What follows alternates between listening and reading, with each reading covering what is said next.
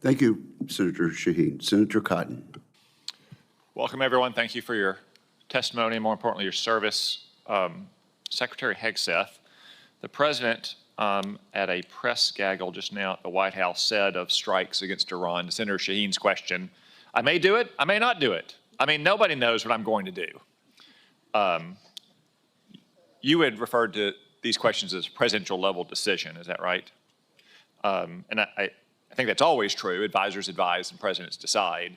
But it's your job to have contingency plans for everything that the president may or may not decide. Is that correct? That is correct. And no one should be surprised or scandalized that the Pentagon has lots and lots of contingency plans.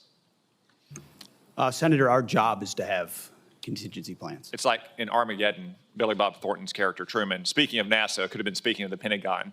You're geniuses. You're just thinking stuff up, and you got people in another room backing them up. Is that right? We plan. Thank Senator. you. And although it's true in every part of the government, it's probably no more true in your department that it's a presidential level decision. This is the president's core constitutional responsibilities as the commander-in-chief. I mean, it's important what he does with labor and HUD and the rest, but as the commander-in-chief, it's the most important role he has, and therefore you're the department where you take the most direct guidance from the president. Everyone in the department has to support the president's decisions once those decisions are made, correct? Correct, Senator. As I've said, there's only one person that was elected president of the United States. Yeah. And the American people elected him to make these decisions on their behalf. And if and when those decisions are made, the department is prepared to execute. And I know that you welcome and have robust policy debates in the department, and no doubt you have very differing views on many questions, whether it's what to do with Iran or what kind of aircraft or ships we need to build or what the quality of commissaries are on our bases, and that's welcome. You need that kind of robust debate to make the right recommendations. But once the president's decision has been made on any question, that's final, right? That's your standard? The president welcomes, I've watched it in real time, views on all issues from all aspects. But yes, once those have been represented, intelligence is represented, options represented, upsides, downsides, threats, of course, when the president makes a call as the commander-in-chief, we will execute. Well, thank you, because I know there was some controversy earlier this year inside the department, and not everyone seemed to be on the same page that you and the president are after presidential decisions had been made, and you had to make some tough decisions there. And I commend you for those decisions. I think you did the right thing. You have to make sure that everyone stays on the same page and everyone supports presidential decisions. One decision I also want to call out, since we haven't spoken about it here, and I'm not sure we will, I want to commend you for as well and commend your team, is the redesignation of base names for Army bases.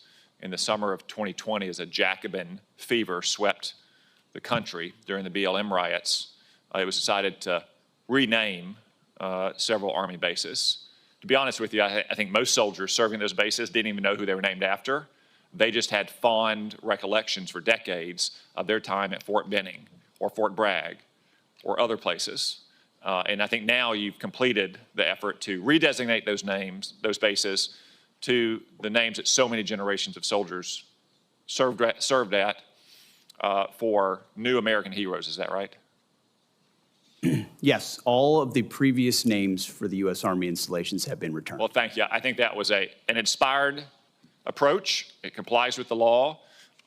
It teaches a new generation of soldiers about those who went before them, and I hope the matter is settled. I especially want to commend you for Fort Gordon, named after Gary Gordon, one of two Delta operators along with Randy Shugart, who willingly laid down their life in the Battle of Mogadishu to protect their buddies, not even in the battle at the time, and against commanders' repeated wishes until they pestered the commanders finally to let them get on the ground and protect those soldiers on the ground and laid down their life. I think that was an inspired choice. One final question. You'd said that everything needs to be on the table to address our munitions crisis. We all agree on this committee. We all have been working hard for many years on that. Private industry is very important, but you have your own organic industrial base. Ammunition plants, arsenals, depots, that's included in everything, right? That we need to look at every possible source to address every potential choke point in our munition supply chain. Every possible source. Thank you. General Kane, you agree with that, I presume, that our organic industrial base, especially the arsenals and ammunition plants and depots, I do. are a solution to this problem, not a part of the problem or a relic of the past? I do, sir, and I'm aware of your letter to the Army on that matter, which I know they're looking at. Okay, thank you.